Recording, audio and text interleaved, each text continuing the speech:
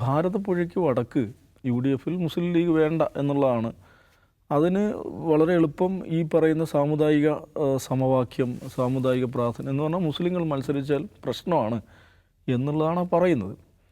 അങ്ങനെയാണെങ്കിൽ പിന്നെ UDF എന്ന് ഇതാണ് ചിന്താഗതിയെങ്കിൽ കോൺഗ്രസ് എന്ന് പറഞ്ഞ് നടക്കുന്നതിന് എന്താണ് അർത്ഥമുള്ളത്?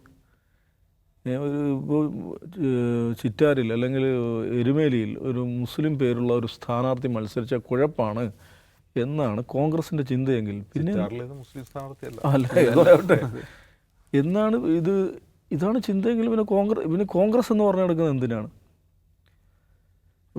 ഇത് കാലങ്ങളായിട്ടുള്ള പരിപാടിയാണ്. അപ്പോൾ ഇത്ര 162 സീറ്റുകളിൽ 3 സീറ്റാണ് ഈ പറയുന്ന ജില്ലകൾ. തിരുവനന്തപുരം മുതൽ എറണാകുളം വരെയുള്ള 162 ജില്ലാ പഞ്ചായത്തുകളിൽ 3 സീറ്റാണ് മുസ്ലിം ലീഗിന് കൊടുത്തിരിക്കുന്നതെന്ന് പറഞ്ഞാൽ അത് അപമാനമാണ്, നാണക്കേടാണ്. ഇത് നമ്മൾ കമ്പയർ ചെയ്യേണ്ട എവിടെയാണെന്ന് വെച്ചിട്ടുണ്ടെങ്കിൽ LDF എങ്ങനെയാണ് CPIയെ ട്രീറ്റ് ചെയ്യുന്നത് നോക്കിയാൽ മതി, അല്ലെങ്കിൽ കേരള കോൺഗ്രസിനെ ട്രീറ്റ് ചെയ്യുന്നത് നോക്കിയാൽ മാന്യമായ പരിഗണനയാണ്. CPMന് ആ സീറ്റ് അവരിൽ നിന്ന് പിടിച്ചെടുത്ത് മത്സരിച്ചാൽ ജയിക്കാനൊക്കെ പറ്റുന്നതായിരിക്കും. പല സീറ്റുകളും അങ്ങനെയായിരിക്കും. പക്ഷേ എന്താണെന്ന് വെച്ചാൽ ഒരു മുന്നണി ആയിരിക്കുമ്പോൾ പാലിക്കേണ്ട ഉയർന്ന നിലവാരമുണ്ട്.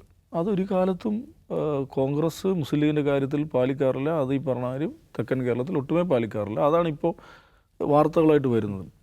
അപ്പോൾ അതിൽ കൊല്ലം ജില്ലയിൽ സീറ്റില്ല, ആലപ്പുഴയിലില്ല, പത്തനംതിട്ടയിലില്ല, കോട്ടയത്താണ് തമാശ. 2020 ആണ് ഒടുവിൽ അവർക്ക് സീറ്റ് കൊടുത്തത്. ഇത്തവണ മുസ്ലിം ലീഗിൻ്റെ നേതാവൊക്കെ വന്ന് കുറച്ച് പത്രസമ്മേളനമൊക്കെ നടത്തി ഒരു സമ്മർദ്ദം ഉണ്ടാക്കുന്ന ഒരു പ്രതീതി സൃഷ്ടിച്ചു.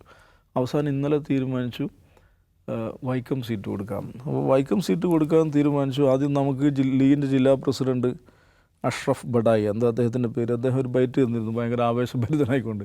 എനിക്ക് വന്ന് നമ്മളെ കോഴിക്കോട് ബിനുവിൻ്റെ കാര്യം പറഞ്ഞു. പിന്നെയായിരിക്കും അദ്ദേഹത്തിന് മനസ്സിലായെന്ന് തോന്നുന്നു ഇത് SC സംവരണ സീറ്റാണെന്ന്.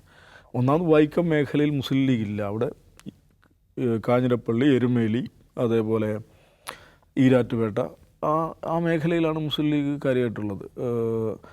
അപ്പോൾ ഇന്നിപ്പോൾ അവരുടെ ഇത് വന്നിട്ടുണ്ട്, ഔദ്യോഗിക ലെറ്റർ ഹെഡ് തന്നെ വന്നിട്ടുണ്ട്. മുസ്ലിം ലീഗ് പാർട്ടിക്ക് പ്രാതിനിധ്യം ഉള്ള പ്രദേശത്ത് അടുത്ത പ്രാവശ്യം സീറ്റ് നൽകും എന്ന